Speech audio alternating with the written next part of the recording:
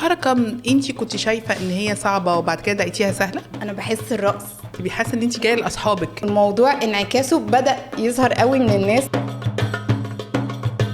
الاقتصاد والبنوك والارقام والبورصه والفلوس والدولار، ازيك عامله ايه؟ كويس، اخبارك ايه؟ زي الفل. زينب، ممكن تكلمينا عن نفسك؟ زينب مختار، بانكر. فلوس فلوس فلوس فلوس فلوس فلوس. هو انا الموضوع بالنسبه لي كان مختلف شويه. انا ما بداتش يعني from scratch من البانكينج سيكتور. كنت اصلا باك جراوند بتاعتي انفستمنت وستوك ماركت، فكان تشالنج رهيب بالنسبه لي ان انا بشفت من ستوك ماركت لبانكينج سيكتور.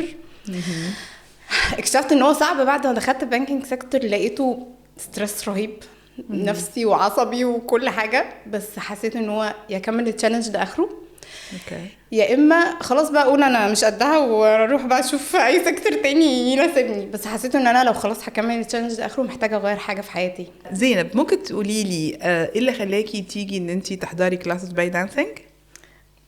كنت بفكر ايه الفاكتور ان انا محتاجه احطه في حياتي عشان اشوف هكمل في التشالنج ده ولا لا. التشالنج يعني ان انا بانكينج سيكتور. انا كنت بحب الرقص كده كده، وكنت بحضر كلاسز دانس كتير، مش شرط بيلي دانس يعني. كنت بحضر حاجات كتير مختلفه، بس ايه اكتر حاجه كنت بحبها هو البيلي دانس.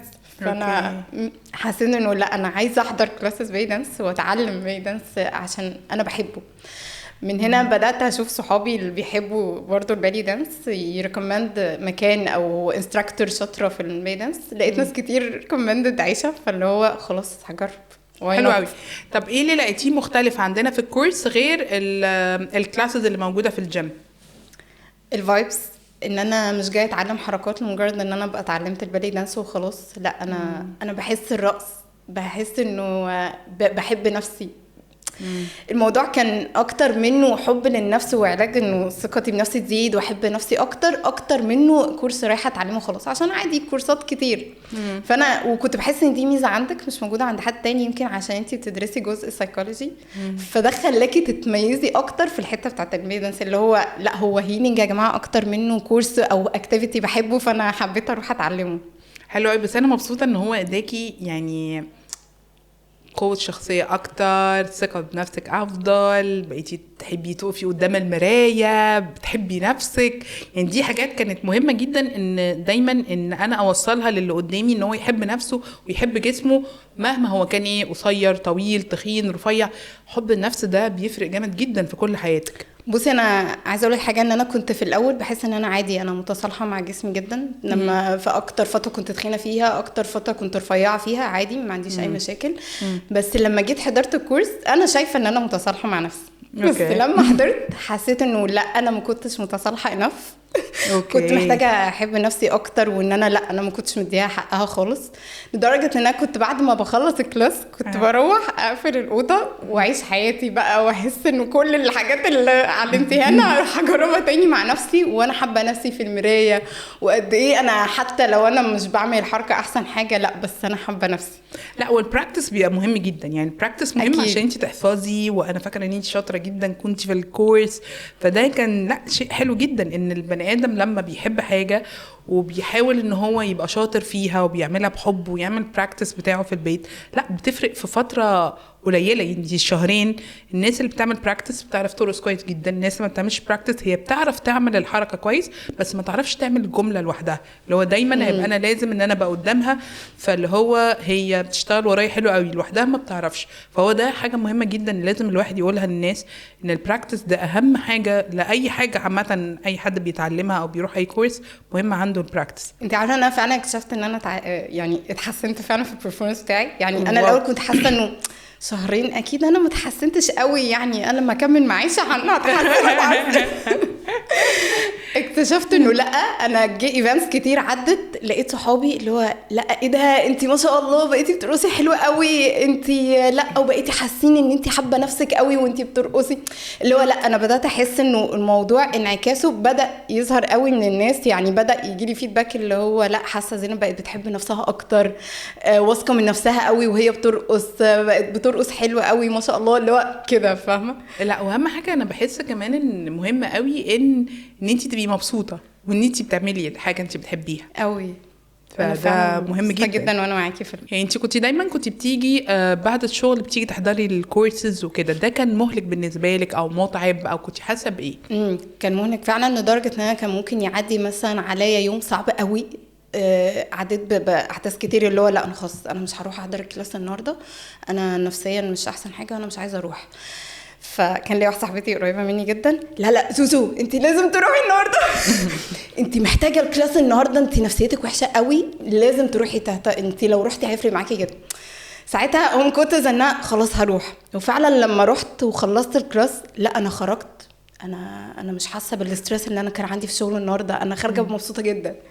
فلا فعلا الكلاس بيفرق قوي معاكي يا عائشه بجد، بحس بفايبس. انا بقول لك انا كنت بحضر كلاسز بيلي دانس في الجيمات وكده، لا ما كانش نفس الفايبس، مش نفس حبي ان انا اروح اتعلم واحضر بجد. لا حلو جدا، والجروب بتاعكم كمان لطيف جدا، كله لطيف، اللي هو احنا بنضحك بنهزر احنا مع بعض على طول، فده كمان بيعمل كمان شعور بيبقى تبقي حاسه ان انت جايه لاصحابك، انت جايه قاعده مع اصحابك بتضحكي وتهزري معاهم. حلو قوي. في حركه انت كنت شايفه ان هي صعبه وبعد كده لقيتيها سهله؟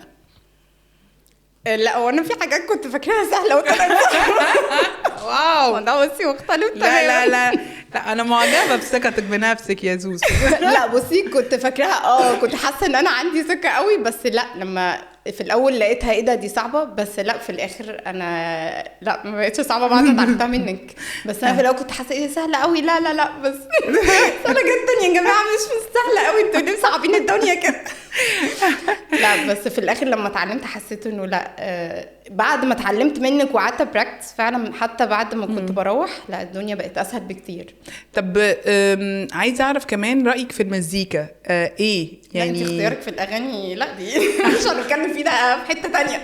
يعني هل اثرت ان انت بقيتي بتحبي تسمعي مثلا قديم كتير المزيكا، عبد الحليم، ام كلثوم، ورده؟ في اغاني كنت بحس اللي هو ايه ده هنرقص عليها ازاي، دي صعبه قوي بس لا لما كنا بنحضر اللي هو لا دي حلوه جدا، ده انا هرقص عليها حلو. لا كنت بحب ذوقك في الاغاني جدا.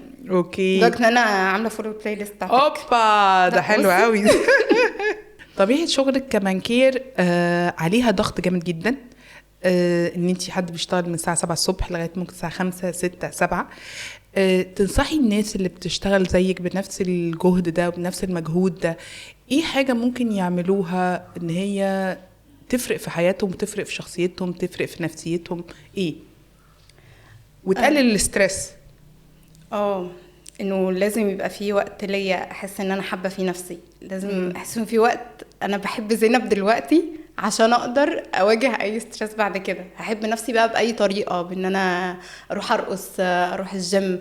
يعني مثلا بعد ما اتعلمت الرقص ده كان اوبشن ان انا فعلا ما عنديش وقت مثلا لحاجات كتير في يومي، فواي نوت ان انا قبل ما انزل 10 دقايق ربع ساعه ارقص قبل ما انزل.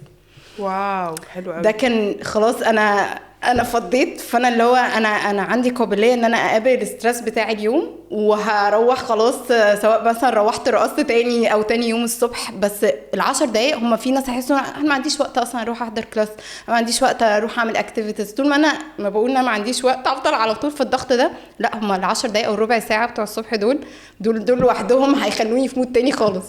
ودول لوحدهم بعد ما اتعلمت حسيت لا في مود تالت خالص. يعني انا الاول ان هو انا فاكره انا نفسي بعرف ارقص لا لما عرفت فعلا وتعلمت منك تكنيكس بتاعه الرقص، لا حسيت انه انا لما باجي ارقص بحس ان في طاقه بتطلع وحب لنفسي ما كانوش بيطلعوا قبل كده. كان اللي هو بفرغ طاقه وخلاص، زي ما ممكن افرغها في الجيم مثلا. فلا انه الواحد محتاج يبقى في وقت ليه يحب نفسه فيه عشان يقدر بعد كده يواجه اي ستريس تاني، يحب نفسه بقى يفرغ طاقه سلبيه. يعني نقدر نقول الجمله القويه قوي اللي اتقالت النهارده حبي نفسك. هي حبي نفسك دي انا دايما بقولها، بس انا معجبه جدا ان حد يطلع ان هو يبقى حابب نفسه وحابب الحاله اللي هو فيها، حابب كل حاجه هو بيعملها. دي حلوه جدا. ميرسي جدا يا تينا، ثانك يو، ربنا يخليكي. ميرسي قوي قوي قوي بجد. من اجمل الحلقات. احساس ان ان انا اضفت حاجه في حياه كل حد بيجي يرقص معايا. كان مهم بالنسبه لي ان الست اللي بتيجي هي جايه لنفسها، جايه واخده الفن علشان تغير بيه شخصيتها، او الرقص ان هو ياثر في حياتها بشيء ايجابي، مش عشان خاطر ان هي ناويه ان هي تمتهن، بس هي فكره ان هي حاجه بتحبها وبتحترمها.